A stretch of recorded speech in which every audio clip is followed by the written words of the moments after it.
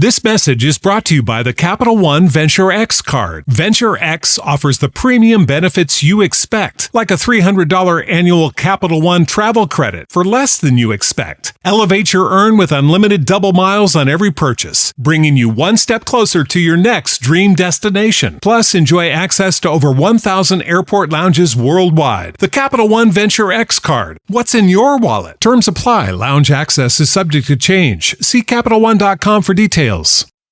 This is Talkin' Rock. Talkin' Rock. Your backstage pass to some of your favorite rock artists. Here's your host, Meltdown. Jim Breuer coming up here in a few minutes. He's going to be doing a show coming up on March 28th at the Masonic.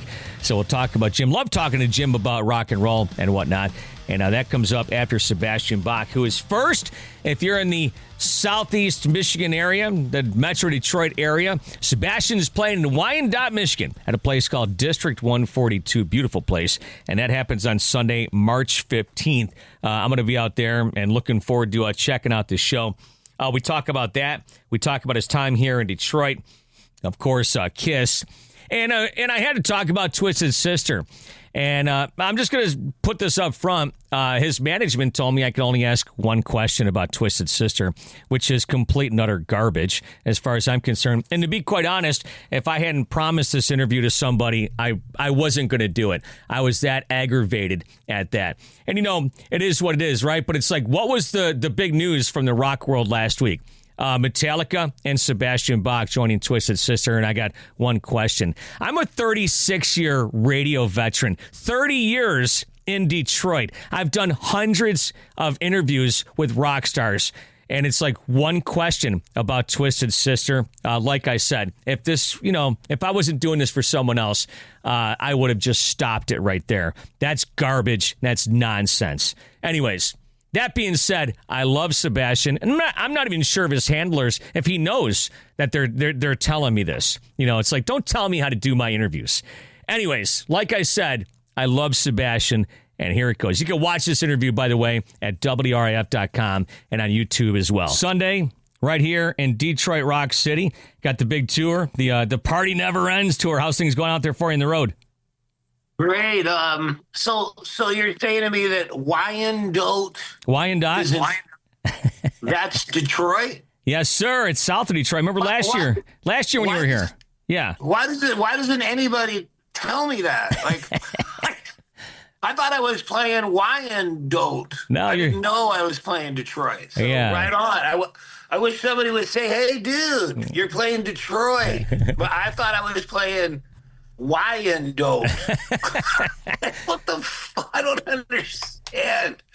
Well, thank you for telling me. I'm happy to come back to Detroit, a place that I've actually heard of. Yeah, right, exactly. Well, last year when you were here, remember you got the June bug stuck in your hair. That's about 20 minutes away from where remember we were talking and I asked you for something to talk about on the radio, and you got that June bug stuck in your hair. And then you said, yeah, let's talk about that. But anyways, it's about 20 minutes from there, so you're going to be close to Detroit. Okay, cool. So you're telling me that I played Wyandotte before? No, I'm telling you were close to Wyandotte, and this time it's actually going to be... Yeah, Wyandotte. The capital of rock and roll, Wyandotte. That's right. Hey, for those that don't know, you actually spent time here in Detroit, but apparently not downriver in Wyandotte. Yes, I was in a band in the year 1986 that I lived in Troy, Michigan, and I lived in Utica. Yeah. And my mom was born in Windsor, so I grew up constantly hearing about Boblo Island. That's right. That was like a magical Disney World place between Detroit and Windsor that I always heard about. So I've always loved, Detroit and Wyandotte and surrounding areas.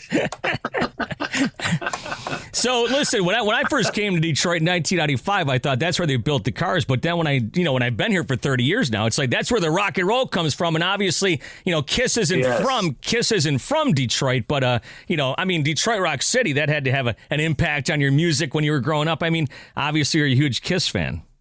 I am absolutely a huge Kiss fan. I also love Journey, and I think it's fascinating when it says in Don't Stop Believing, born and raised in South Detroit. That's right. And is that why? Is Wyandotte South Detroit? Actually, Windsor is South Detroit. Windsor, South. Because there is no South Detroit. No, there's not. That's right. Only in the Journey song. Only in the song. But Kiss is legendary. You guys started, in Cobo Hall with Kiss Alive, and then up in Cadillac, Michigan, it was Kiss Day, and that's totally legendary. And Detroit has always been an incredible rock town. I mean, I've always loved playing there, so I can't wait. And we got a great band. I got Bruiser Brody on guitar and Fede on bass, and we have Stitched Up Heart, which is opening, and also a band called Blaze Francisco, which sounds like a 70s porno name. but we just did 3 cities in 3 nights. We've been on these hellacious drives. Like, we drove from Victoria, British Columbia to Boise, Idaho, which is like, it's like driving from the Arctic to Mexico. Like, and then we drove from Boise to Grand Falls, Montana, and on stage I kept calling it Grand Falls, Manitoba. People were like, this guy is just... So it's not Manitoba, it's Montana. Close enough, close enough. Get it right. Yeah. Well... So... Yeah. But I was going to say, speaking of touring, you toured with my friends in Kaleido, and I was just with them a few weeks ago. Yeah. Yeah, and they told me the funniest story about you getting in there in Christina Chris's Geo Tracks outside the Rainbow, and your head was touching the ceiling. I got to say, I really like the band Kaleido and Christina Chris. I appreciate that she sings live. Yeah. I really do appreciate that. And she really does get up there with no, background tapes or anything. So I will always appreciate a singer that is brave enough to suck on YouTube. Yeah. That is the thing, because back in the day, I was just watching some video of you actually here from 1997 in Troy. And back in the day, you screw up on stage and it kind of goes off into the ether, although a lot of that stuff's returned now. But you're right about that. It's like if you screw up now, I remember watching my friend do the national anthem for a NASCAR race. He said, this is going to live forever on YouTube. And it does. Yeah. And that's the same thing with what the position you're in and what you're talking about. I never thought about that before. Well, when we were in Skid Row, obviously there was no internet or anything.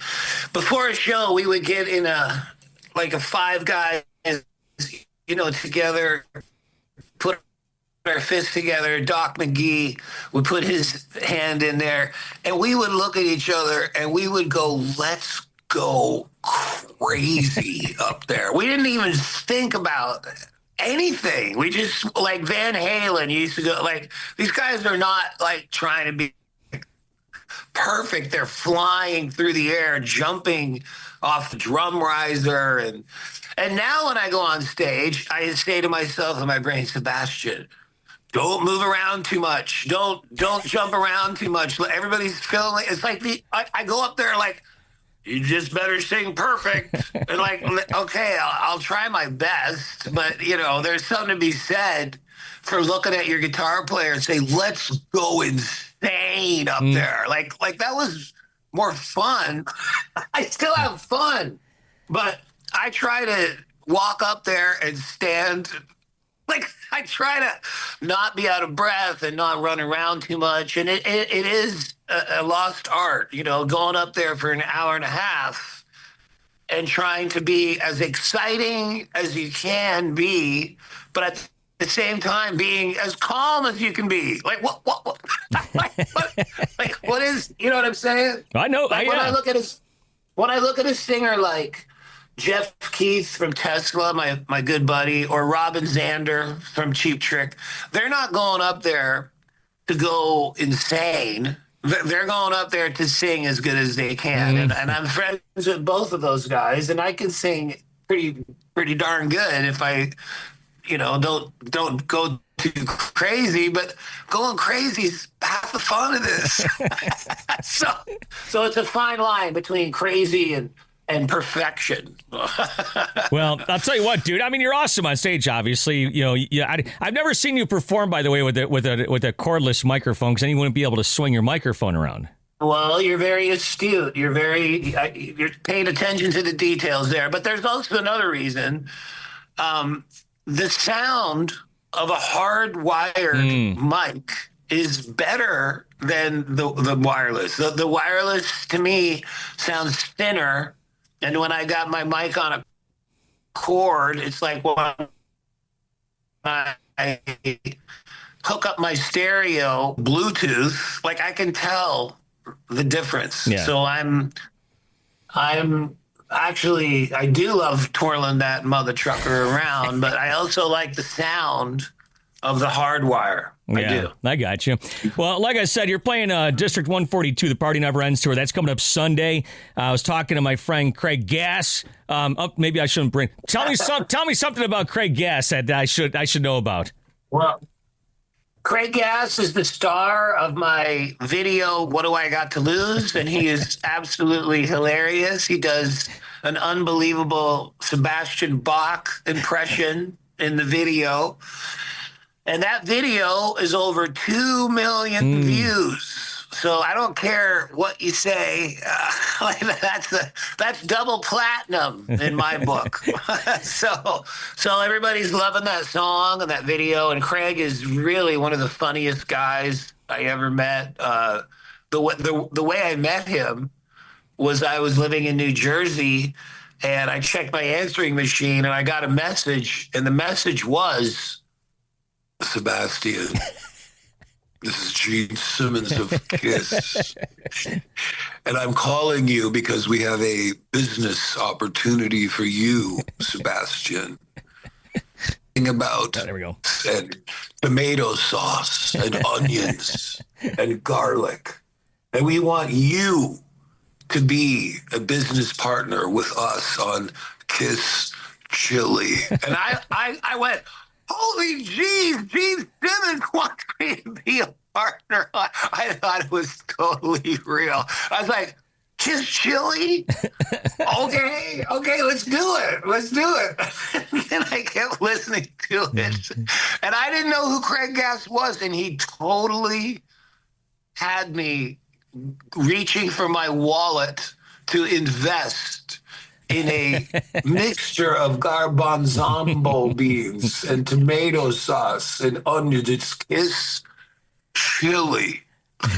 Yeah, that's so funny. It's like when I talked to Zach Wilde and he goes into Ozzy impersonation mode when he talks about Ozzy. That's what Craig was doing the other day. He goes, yeah, I just talked to Sebastian the other day, and he said, and then he goes into your voice, and the whole thing. But anyways, hey, listen, time is running short here, and they told me I can only ask you one thing about Twisted Sister, so I'm just gonna throw it out there for you.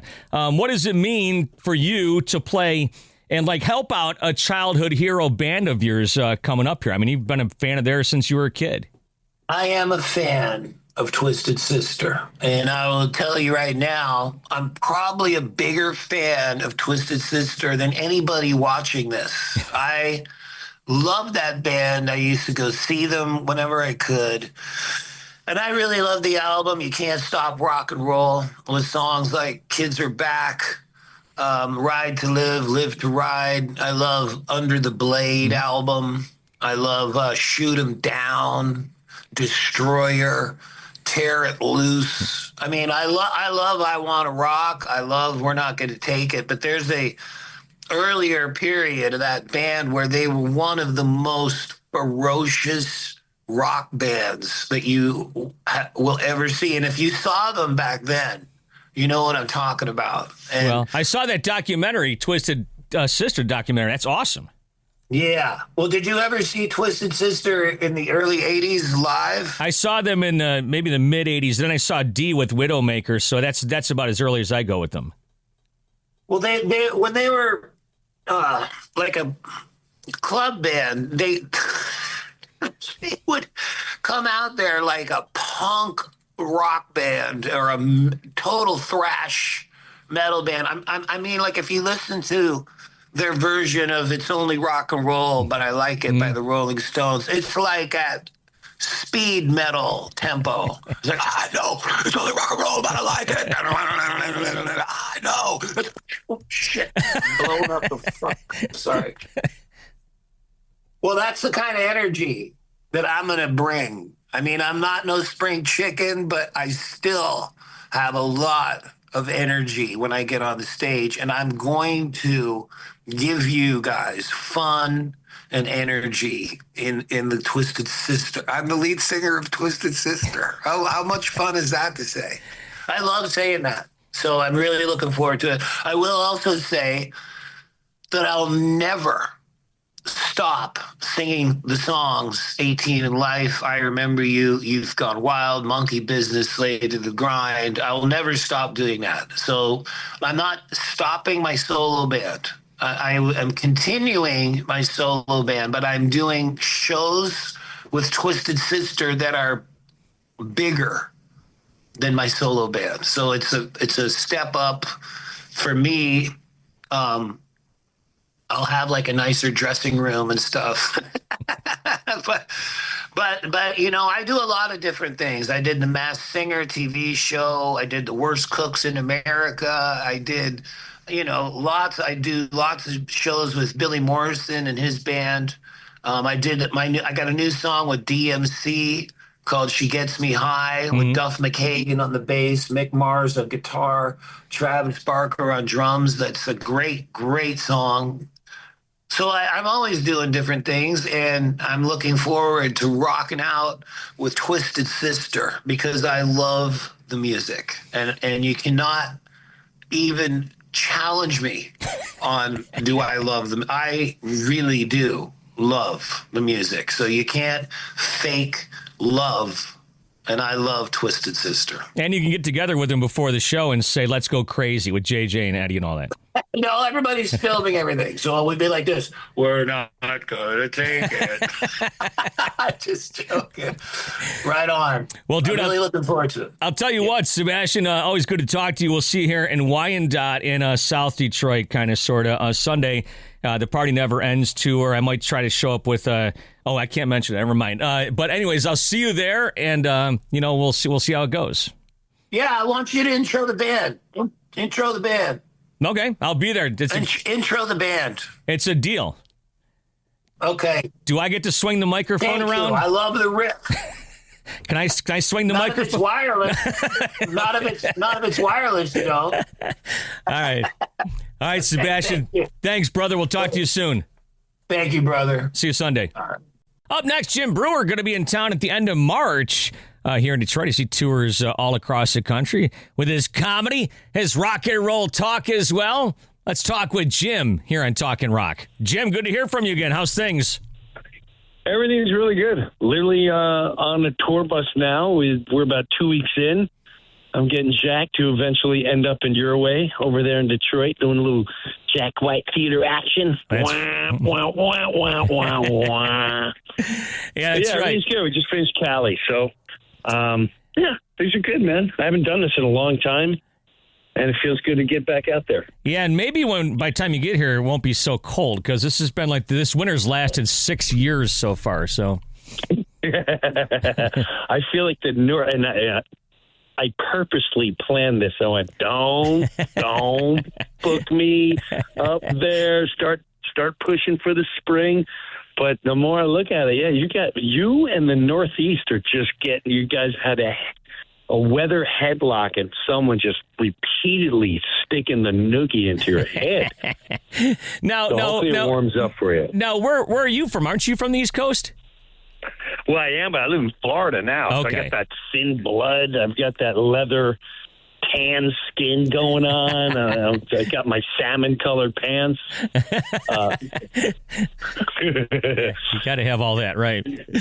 But the same night you're playing here, I do believe Black Label Society is playing right down the road. So maybe go check out those guys. Go do your show. And since you're coming to Detroit, and you kind of mentioned, what kind of Detroit rock bands did you grow up listening to, or are you into? Well, let's. Who do we have? Name Come the on, list. now And you're a that's, metal guy. We got Seeger, we got Cooper, we got Kid Rock, Jack White, Ted Nugent. All right, you can stop there. Yeah. Obviously, Cooper. I've done shows with. I do his a Christmas pudding. Oh yeah, that's right. Yeah.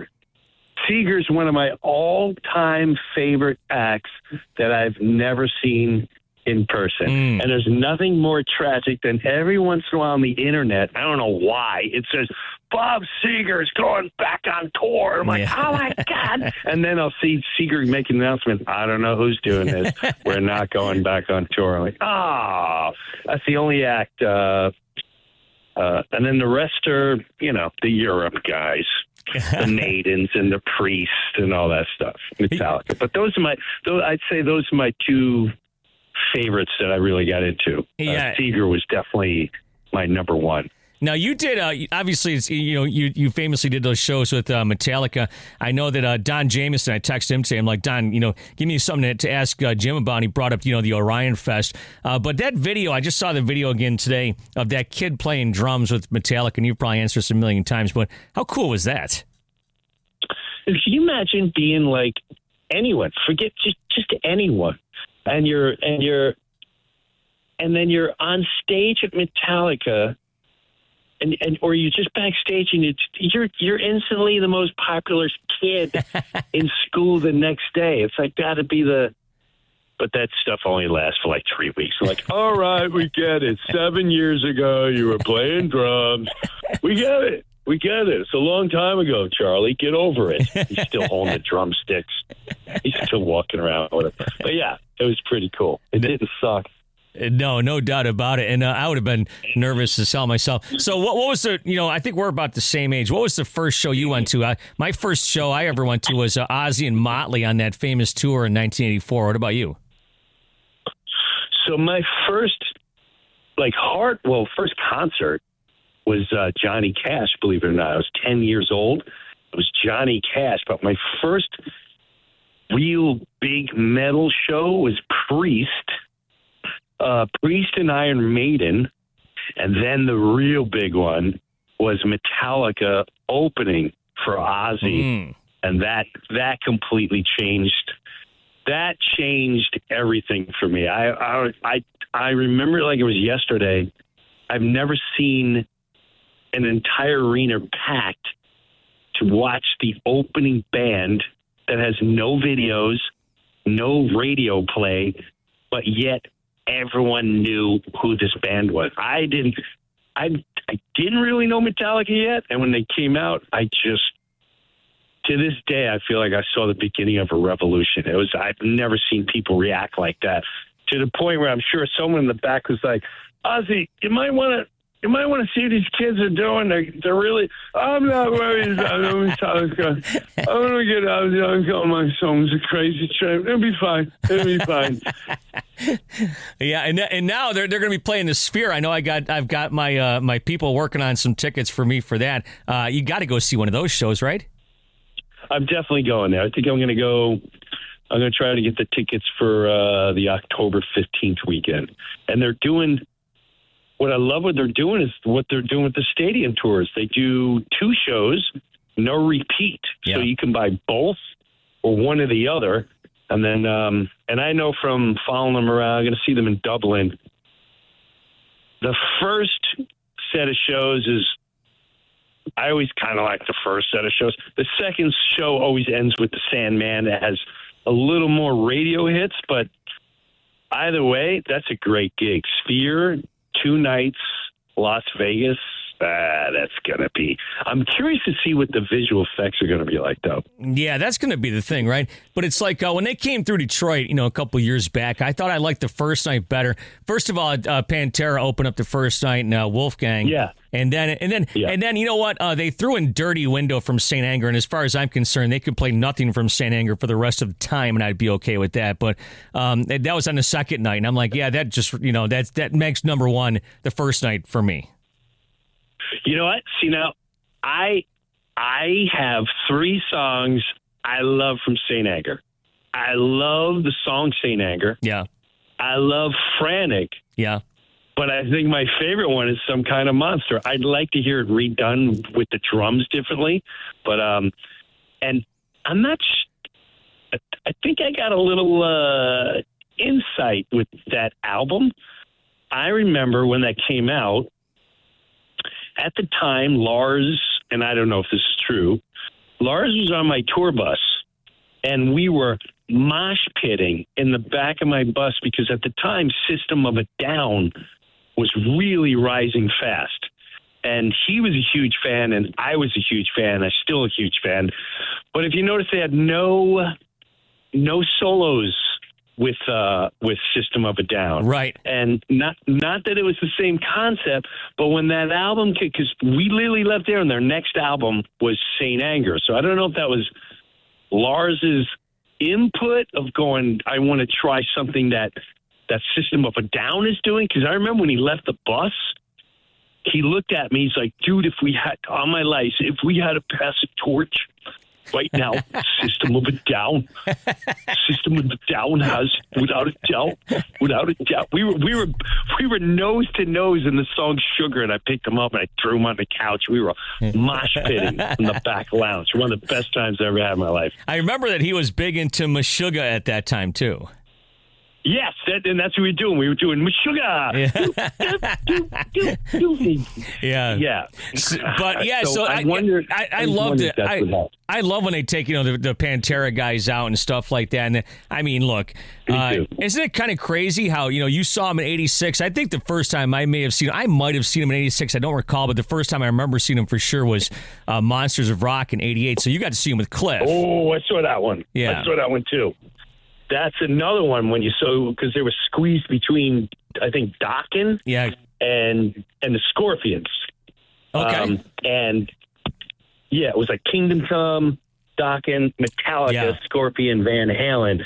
And all I remember is being in the stadium, and when they came on, the entire floor got packed, and they went bonkers, and as soon as they ended, everyone scattered from the floor. I was like, these guys, they're just on a whole different level. And, dude, all these years later, they still are, man. And did you get a chance to see the Metallica Guns N' Roses tour back in the day?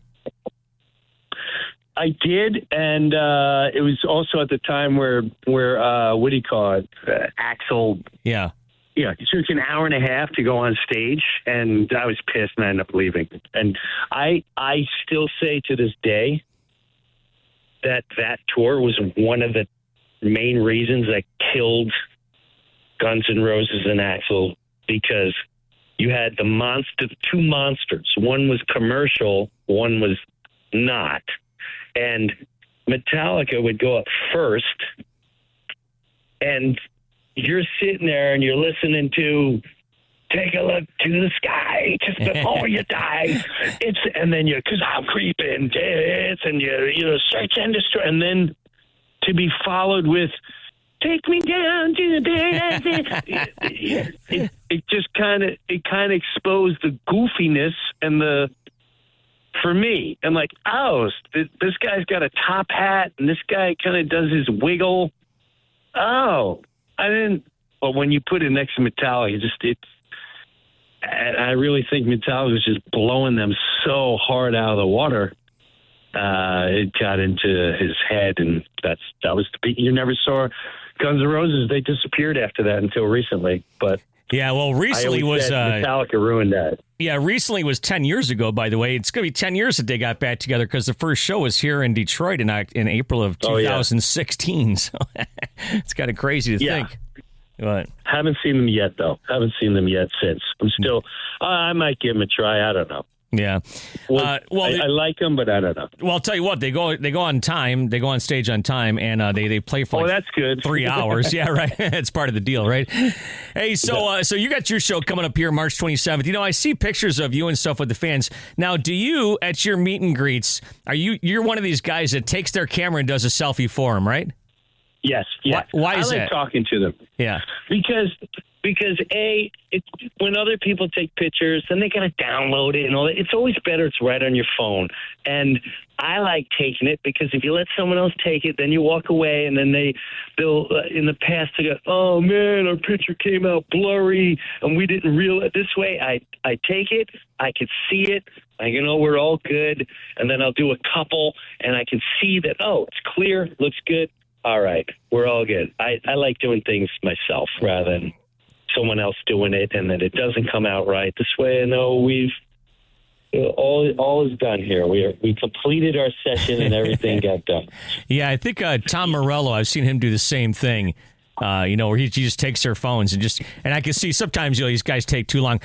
I love it when I go somewhere and somebody's got the timer on their selfie thing. I'm like, dude, why don't you just take the picture? Why do I have to wait and watch 5 seconds of nothing?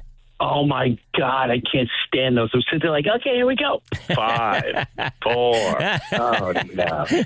Yeah. Hey, And that's the one you got to get right, because otherwise you got to start all over. That's right. It's funny. I'm going to name drop here for a second, but I know you do a Joe Pesci voice. I was at Kid Rock's house in Nashville a couple of years ago, and it was me and Rock and John Daly. And John Daly, in the middle of the afternoon, well into a lot of liquor, drunk dialed Joe Pesci and talked to him on the phone. And that was one of the most amazing experiences I've ever had, just to hear his voice coming over that stupid phone. What are you doing? Sean, what are you calling me? It's 2 in the afternoon. That's almost exactly what he said, yeah. We should go have a glass of milk or something like that. Don't you ever rest? You ever sit down and rest? Who wakes up at 11 o'clock, John? For Christ's sake, have an orange juice, for Christ's sake, without something in it. That's really funny. That is funny. I wish I heard that one, too. Dude, it was so great. I'm excited, man. I'm excited to be there, and I appreciate you having me on. And I hope you come down, check it out. I'm going to crush that place. Dude, beat the snot out of it. Awesome. You have a great time. Safe travels, and we'll see you here in Detroit on March 27th. Thanks for having me, brother. Have a good one. Thanks, bro. Talk to you. There you go, Jim Breuer, Sebastian Bach. I've already got some interviews done for next week as well. And I've got a couple lined up, too, which I don't like to talk about because I always jinx myself when it comes to that. Oh, and by the way, with these upcoming interviews, I wasn't told by handlers and management what I could and what I couldn't talk about. So, you'll get the honest deal. And one of them's actually pretty cool. A band that's toured with a massive band for the last couple of years. So we'll get in that coming up next week. Thanks so much for checking out Talkin' Rock. Like I said, you can watch that interview with Sebastian Bach at WRIF.com. and on YouTube and whatnot, and we'll do it all over again soon. Thank you for listening to Talkin' Rock with Meltdown. You can help this podcast grow by giving it a 5-star rating and writing a review on Apple and iTunes. Plus, feel free to subscribe and share it with your friends. Until next time, thanks for listening to Talkin' Rock.